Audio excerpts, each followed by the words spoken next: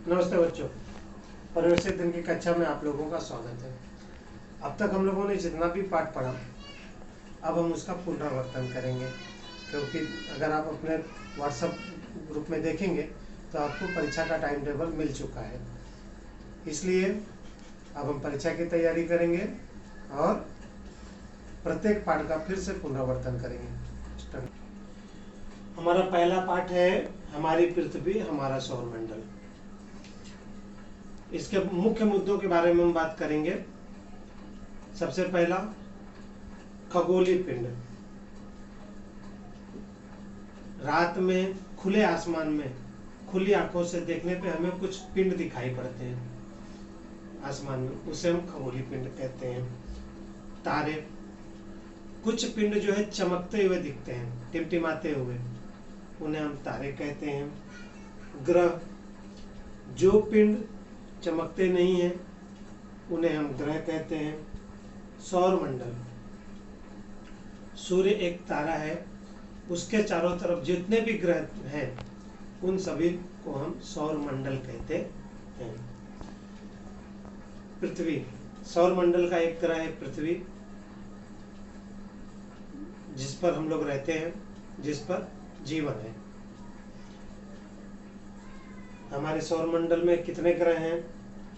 जैसे बुध, शुक्र, मंगल,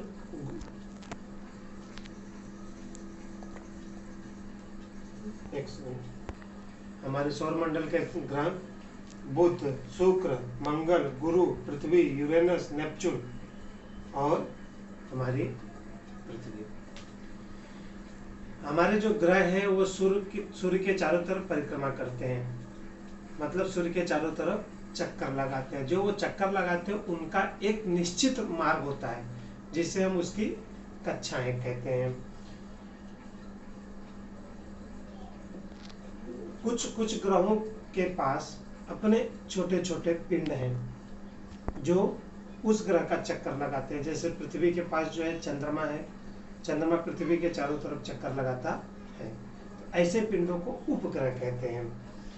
वामन ग्रह, ऐसे ग्रह जिनकी अपनी कोई कक्षा नहीं होती, वो स्वतंत्र रूप से जहां से चाहे वहां से सूर्य के चारों तरफ चक्कर लगाते हैं, उसे हम वामन ग्रह कहते हैं। जिसमें एक वामन ग्रह है प्लूटो, जो हमारे सौरमंडल के जितने भी ग्रह हैं उसमें से एक ग्रह प्लूटो ग्रह है, जो वामन ग्रह है, जो सूर्य के चारों तरफ चक्कर लगाते समय उसकी कोई कक्षा नहीं, वो अपनी मर्जी से घूमता है। चंद्रमा, यह पृथ्वी का एक उपग्रह है जो पृथ्वी के ही चारों तरफ चक्कर लगाता है। इसके बाद गुरुत्वाकर्षण, हम कोई भी वस्तु अगर आकाश की तरफ उछालते हैं तो वो नीचे की तरफ आता है, या फिर हमारे हाथ से कोई वस्तु छूटती है तो वो नीचे की तरफ गिरता है। ये हमने देखा होगा, इसे कहते हैं गुरुत्वाकर्षण। गुरुत्वाकर्षण का एक सीधा सा उदाहरण आप लोग चुंबक जानते होंगे, जैसे लोहे को देखता है वैसे जाकर उससे चिपक जाता है।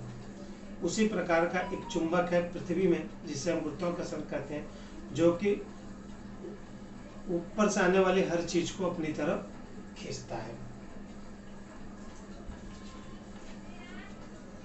अंतरिक्ष, जितने भी ग्रह, तारे, खगोलीय पिंड, इनके बीच का जो खुला स्थान है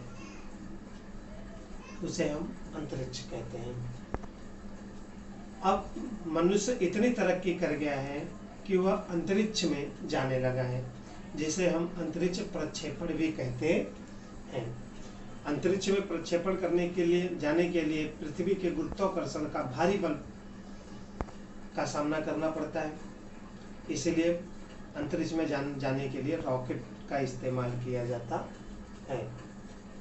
इसके साथ ही मनुष्य भी अंतरिक्ष में जाता है, वहाँ पर शोध करता है, वहाँ की जानकारियाँ एकत्रित करता है।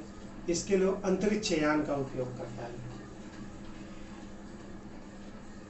कृत्रिम उपग्रह, जैसे पृथ्वी चंद्रमा का उपग्रह है जो कि प्राकृतिक रूप से है, तो मनुष्य द्वारा बनाए गए कुछ मशीनें जो पृथ्वी की कक्षा में स्थापित की जाती हैं, जिससे हमारा दूर संचार वगैरह जैसा कार्यक्रम चलता है, टेलीफोन, टीवी, मोबाइल, इन मशीनों के द्वारा होता है, जिसको ले जाकर पृथ्वी की कक्षा में स्थापित किया जाता है। वो पृथ्वी के चारों तरफ घूमते रहते हैं, उन्हें हम कृत्रिम उपग्रह कहते हैं। बच्चों, ये थे पूरे पाठ के मुख्य मुद्दे। अब हम प्रश्न पढ़ेंगे। सूर्य से सबसे समीप वाला ग्रह कौन सा है? आप लोगों को मालूम हो कि सूर्य से सबसे समीप वाला ग्रह बुध है। पहला था सूर्य के सबसे समीप का ग्रह कौन सा है? तो बुध ग्रह है। पृथ्वी सूर्य से कौन से स्थान पर है? तीसरे स्थान पर है। पृथ्वी तथा बुध ग्रह के बीच कौन सा ग्रह है? शुक्र ग्रह है। सूर्य से सबसे दूर का ग्रह कौन सा है? वो है प्लूटो। इसके बाद इसके साथ ही स्वाध्याय में कुछ खाली स्थान दिए गए हैं। अपनी किताब में से ढूंढकर या अपने ऑनलाइन जाकर अपनी किताब में से ढूंढकर उनका आप उत्तर लिखेंगे।